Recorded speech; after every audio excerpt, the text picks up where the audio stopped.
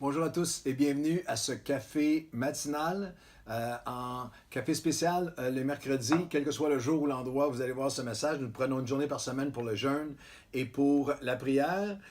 Mon épouse va joindre à moi la semaine prochaine et merci pour tous ceux qui lui écrivent des courriels d'encouragement pour sa participation. Elle est vraiment bénie. Je suis béni de l'avoir avec moi dans les journées consacrées à la prière. Nous, le mercredi, on le consacre toute la journée à la prière. C'est une journée complète avec vous en commençant la journée, avec tous les pasteurs de Nouvelle Vie, avec des pasteurs de l'ACF de partout à travers le Québec, la francophonie. On fait un Zoom de prière le soir avec notre réunion de mi-semaine. Alors, c'est une journée que vous pouvez mettre à part avec nous en prière. Ce matin, j'avais à cœur vraiment que vous puissiez avoir vraiment, que vous puissiez porter en prière, qu'on puisse porter ensemble ceux qui sont confinés, ceux qui sont isolés. On a des gens maintenant près de nous, la plupart d'entre nous, qui ont ou testé positif ou qui ont été frappés par le virus, d'autres qui ont perdu des êtres chers, d'autres qui se retrouvent à différents niveaux d'isolement. On a plein de gens qui avaient de la famille dans un autre pays, par exemple, aux États-Unis, en France, ailleurs, qui ne peuvent pas voir leur famille. Ça cause toutes sortes de... Et il y a un couple en particulier, je veux ce matin souligner une amie de notre équipe pastorale, pasteur Jacqueline, et son époux, André Jacqueline, qui traverse une saison en ce moment où elle combat, elle est en traitement pour un cancer, et tout le corps de Christ de l'Église Nouvelle-Vie, on prie pour elle. On se tient avec elle, que la main de Dieu soit sur elle, la fortifie. André et Jacqueline, nous pensons à vous.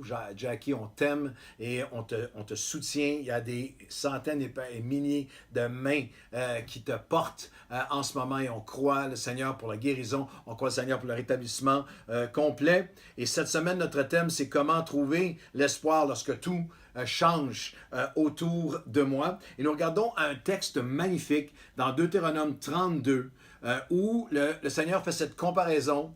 C'est le dernier message de Moïse, c'est ses dernières paroles au peuple. Il s'apprête, tout change autour d'eux. Ils doivent traverser une saison difficile, mais pour entrer, pleine d'épreuves et d'embûches, mais pour entrer dans la terre promise. Et Moïse leur dira ces paroles fabuleuses.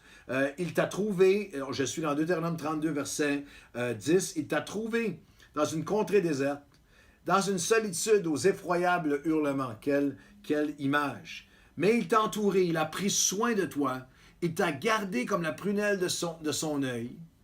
Et pareil à l'aigle, comme l'aigle, qui éveille sa couvée, voltige sur ses petits, déploie ses ailes, les prend et les porte sur ses ailes, ainsi l'Éternel seul conduira son peuple. Comme l'aigle. Qu'est-ce que Dieu veut dire? Qu'est-ce que ça signifie? Comment est-ce que Dieu nous prépare pour cette prochaine saison? Comment est-ce qu'on peut la traverser et en sortir grandi et fortifié? Comment est-ce que Dieu agit? Comment Dieu fait-il son œuvre si elle est pareille à l'aigle? La première pensée, c'est qu'il nous prépare et nous propulse en nous permettant que nous soyons dérangés et déstabilisés.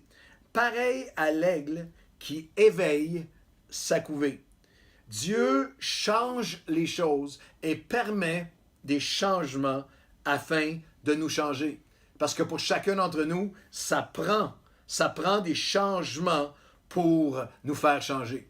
Et l'image, elle est puissante. J'ai regardé plusieurs documentaires lorsqu'il y a tellement de choses dans la Bible qui parlent de l'aigle, cette image, cette métaphore, ce message de l'aigle. Il y a plusieurs documentaires. Il y a plein de documentaires, par exemple, sur le channel de National Geographic où tout ça, tu le vois visuellement et c'est tellement magnifique. Et tous ceux qui étudient le comportement de l'aigle et de l'aiglon, de la maman aigle et de l'aiglon, c'est que cette première étape, que lorsque, après le temps suffisant, l'aiglon a été nourri, il était dans un nid qui est douillet, qui était composé, qui a été amassé avec des choses, avec des morceaux de brindilles, de toutes sortes de choses, qui fait que c'est confortable. Il a été nourri, protégé, couvé, abreuvé, et c'est maintenant le moment de prendre son envol. L'aigle commence à défaire le nid. La maman aigle qui défait le nid de la sécurité, du confort, de tout ce qui rendait familier, confortable. Tu as été nourri, tu as été abreuvé, tu as été couvé, couvert, sommeil. Mais là, graduellement, la maman aigle va enlever, pour que tous les aiglons puissent graduellement perdre tout ce qui était le coussin. tout ce qui était confortable. Ils sont dérangés, mais c'est afin qu'ils puissent prendre leur envol. Ils sont dérangés afin de pouvoir les développer. Et nous avons, à différentes saisons de nos vies, nous avons parfois besoin d'être dérangés parce qu'il donne l'image de l'aigle qui se retrouve finalement assis sur des aiguillons, assis sur des pics. Il ne reste plus rien de confortable. Ils sont dans le nid et c'est une image assez forte parce que même s'il est assis sur des pics, il reste là, il s'accroche là. Et l'aiglon avait besoin d'être dérangé. Et Moïse, tout de suite après, le verset suivant, donne une description brutale du peuple, de leur condition spirituelle, de pourquoi ils avaient besoin d'être réveillés. C'est ainsi qu'il éveille.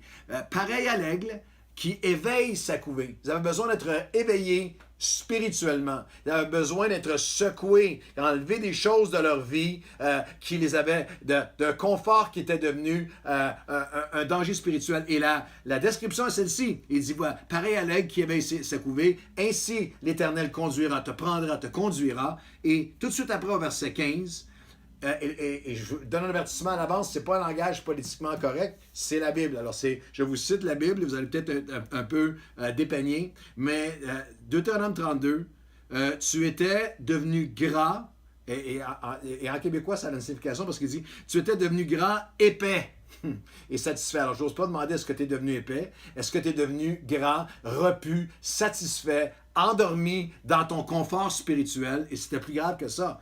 Tu as abandonné Dieu, ton Créateur. Tu as méprisé le rocher de ton salut. Je suis dans Deutéronome 32. Tu as commencé à sacrifier à des idoles à laquelle tu n'avais pas sacrifié avant. Nouveau venu depuis peu. Tu as abandonné le rocher qui t'a fait naître. Tu as oublié le Dieu qui t'a engendré. Deutéronome 32 et les versets 15 à 18. Wow! Alors la question s'impose. Est-ce que j'ai besoin aujourd'hui d'être dérangé? Est-ce que tu as besoin d'être dérangé? Est-ce que j'ai abandonné mon rocher? Est-ce que j'ai commencé à me façonner pendant cette pandémie des idoles? Quand as-tu arrêté d'offrir tes sacrifices, ton temps, ton cœur, tes ressources à Dieu? As-tu commencé à te relâcher, à t'éloigner, à te refroidir, à prendre autre chose comme idole pendant cette... on ne va plus à l'église, on ne peut plus y aller physiquement. Au début, je commençais à me refroidir, à m'éloigner. Je suis dérangé en ce moment. Dieu te dérange en ce moment. Et dans les dérangements de Dieu, et pour tous ceux qui ont grandi spirituellement, pour tous ceux qui ont été développés pour Dieu, on peut tous regarder à notre passé et dire, c'est lorsque j'ai été dérangé, c'est dans les périodes de dérangement que je me suis mis à regarder à Dieu, parce que le confortable n'est pas propice à la croissance. Lorsqu'on est confortable, c'est très rare qu'on se met à crier à Dieu et qu'il nous étire, il nous fait grandir. Les dérangements permettent de différencier entre ce qui est du sable et ce qui est un rocher. Ce qui était vraiment solide dans ma vie et ce qui en fait est juste ma maison sur du sable. Les dérangements de Dieu, le dépouillement du nid est destiné à te faire découvrir les choses nouvelles que Dieu a pour toi. Dieu est en train de dépouiller ton nid. Ne te décourage pas.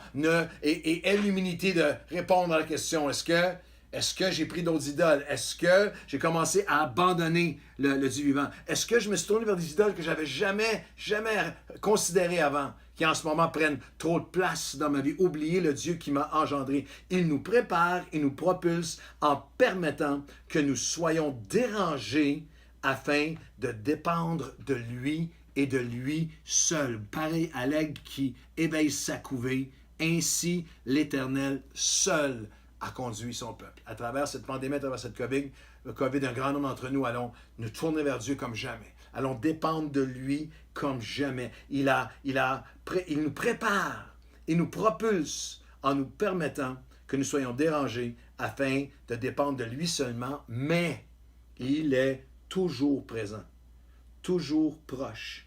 Il demeure tout près pour nous. Pareil à l'aigle qui défait le nid pour éveiller sa couvée, il voltige, il couvre, littéralement, il couvre l'aiglon. On va le développer dans le prochain podcast, mais c'est une image absolument hallucinante. Lorsque l'aigle a dépouillé le nid, et plusieurs d'entre nous en ce moment, on sent que notre nid, de notre confort, de ce qu'on connaissait, de ce qu'on était capable de gérer, a été dépouillé, puis on se retrouve assis sur des aiguillons. Mais pourtant, parfois, même si c'est tellement terrible, on s'y accroche. Même si c'est tellement inconfortable, on s'y accroche. Et Dieu, et là, l'aigle va faire la prochaine étape. Littéralement, il les pousse en bas du nid. C'est le temps de voler maintenant. Il va maintenant, mais il les couvre. Si vous avez le temps d'aller voir sur YouTube, vous allez voir des vidéos de ça. C'est absolument magnifique parce que c'est un peu, c'est grave, c'est dramatique. L'aiglon est littéralement poussé hors du nid et pour lui, il s'en va, il peut battre ses ailes, mais il ne sait pas encore comment, et il s'en va comme en chute libre. Il pense qu'il s'en va en chute libre, mais l'aigle est toujours proche, est toujours autour, et toujours vient le reprendre, le ramener. Et un des reportages disait que la maman aigle peut le faire pour l'aiglon 50, 75, 100 fois avant qu'il prenne son envol. Il s'éloigne un peu, elle limite sa proximité pour provoquer du mouvement. Et en ce moment, Dieu t'appelle à crier à lui. Et en ce moment, Dieu permet ces saisons où je me sens que je suis dans le vide, mais en fait, il ne m'a jamais quitté. Il m'a entouré. Il nous couvre de sa présence. Alors, je veux prier. On va continuer cette pensée-là au prochain podcast, mais je veux prier avec vous aujourd'hui. Je veux prier avec chacun d'entre vous aujourd'hui, dans cette dernière minute. Aujourd'hui, Seigneur, merci que lorsqu'il y a des dérangements, c'est afin de préparer nos destinées, que nos dérangements ont en fait un sens. Ils ont en fait en toi, Seigneur, tu les permets, parce que c'est seulement lorsqu'il y a tous ces changements que nous te permettons de nous changer. Et Seigneur, tu dis, tu as donné ces paroles à Moïse et elles sont encore pour nous aujourd'hui. Tu défais le nid en ce moment, parce que peut-être que, comme le peuple à qui Moïse s'adressait, tu as besoin de défaire mon nid parce que je me suis éloigné de toi. J'ai commencé à dépendre de d'autres choses. Je me suis refroidi. J'ai commencé à avoir des idoles devant mes yeux que je n'avais jamais eues auparavant et à oublier, à négliger le rocher de mon salut, celui qui m'a engendré. Alors aujourd'hui, je reviens à toi. En cette journée de jeûne et de prière, je prie pour chaque personne qui regarde ce podcast et je prie pour tous ceux qui sont autour de nous. Seigneur, que nous puissions revenir à toi. Comprendre que comme l'aigle, ainsi l'Éternel, que comme l'aigle, Seigneur, nous sommes dérangés en ce moment, mais tu nous déranges. Tu permets ces dérangements afin de faire une œuvre, de préparer, de nous développer, de faire cette œuvre. Tu provoques, Seigneur, les choses qui vont venir défaire le nid. Et lorsqu'on se sent en chute libre, tu es là. Tu nous couvres. Tu voltiges, pour prendre le texte, tu nous couvres, tu nous portes, afin de nous permettre de prendre notre envol pour toi. Que celui ou celle qui se pensait abandonné, que celui ou celle qui se pensait seul, que celui ou celle qui se pensait hors des plans de Dieu parce que le nid était en train d'être dépouillé, soit fortifié et rassuré aujourd'hui. Tu es là, tu parles, tu portes et tu prépares des grandes choses pour nous. Dans le nom de Jésus. Amen et Amen. Bonne journée et ne manquez pas le prochain podcast. On va continuer. Comme l'aigle, ainsi l'Éternel vous prépare pour de grandes choses. Bonne journée.